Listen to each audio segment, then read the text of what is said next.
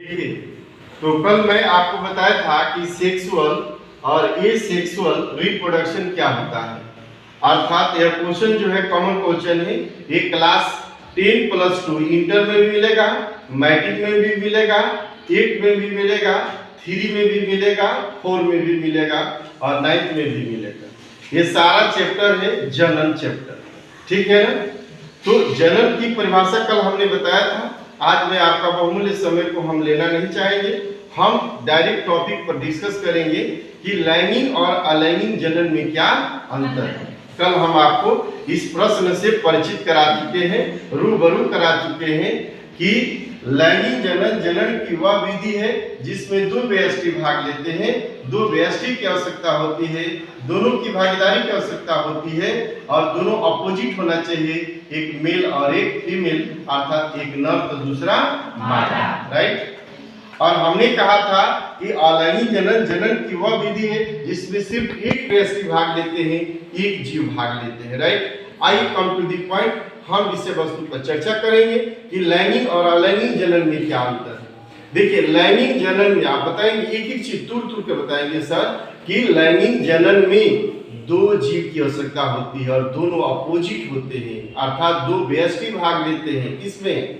लैंगिक जनन में, जिसमें एक नर होना चाहिए और एक मादा होना चाहिए। जैसे और पुरुष हो गया, उसी तरह से देखिएगा गाय है तो गुड़ जैसे सांड कहते हैं, उसी तरह से बिफैलो भैंस है तो उसका भैंसा देते हैं, उसी तरह से कुत्ता है तो उसका कुतिया देते हैं। एक अपोजिट सेक्स है, राइट।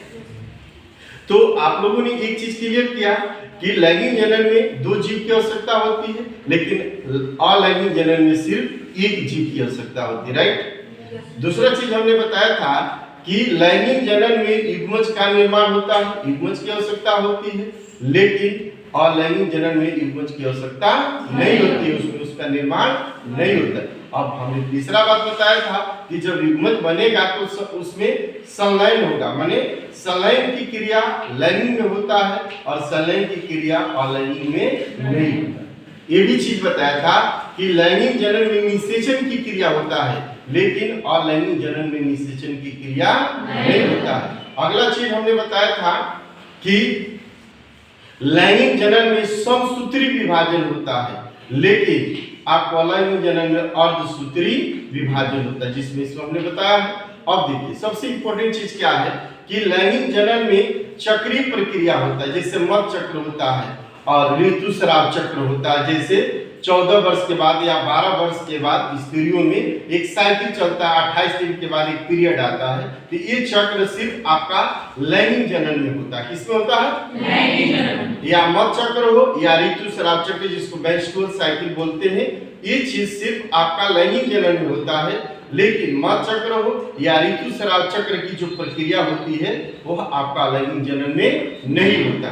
सबसे बड़ी चीज है, आप अपने गांव में घरों में अगल बगल देखे होंगे, बेहाया एगो बिक दीजिएगा तो बाई के सुर में माने बहुत तेजी से वृद्धि करता है।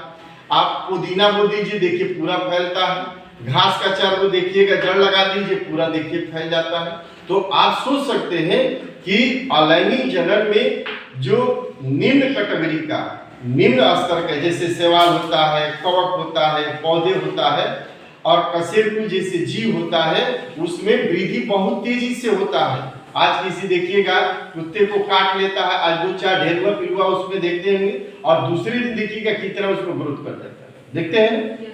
उसी तरह घास में भी देखिएगा, बांस में रहे आप 1 साल में बांस का कोट लगाते देखिए फैल जाता है, केला लगाते हैं वो बहुत फैल जाता है, घास लगाते पूरा फैल जाता है। तो तेजी से किसमें प्रक्रिया होता है? अलैंगिक में। लेकिन एक बच्चे को जन्म देने के लिए माँ 9 माह तक अपने गर्भ में उस बच्चे को परवरिश करती है। उसी तरह से गाय है, बकरी है, भैंस है, देखते हो ना, ये जीव क्या होते हैं अपने गर्भ में, आपको बताए थे मनीष को बताए थे कि गर्भ के अंदर वो 9 महीना तक, 6 महीना तक, 8 महीना तक, जिस जीव का जो अवधि होता है उतना दिन तक अपने गर्भ में उसको पालता है, और जब समय पूरा होता है तब उस बच्चे को जन्म देता है। तो आप सोच सकते हैं कि किसमें अधिक समय लगा?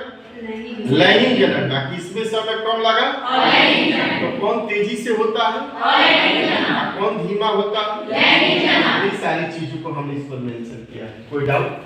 इसमें भ्रूण का विकास होता है, लेकिन इसमें भ्रूण का विकास नहीं होता है।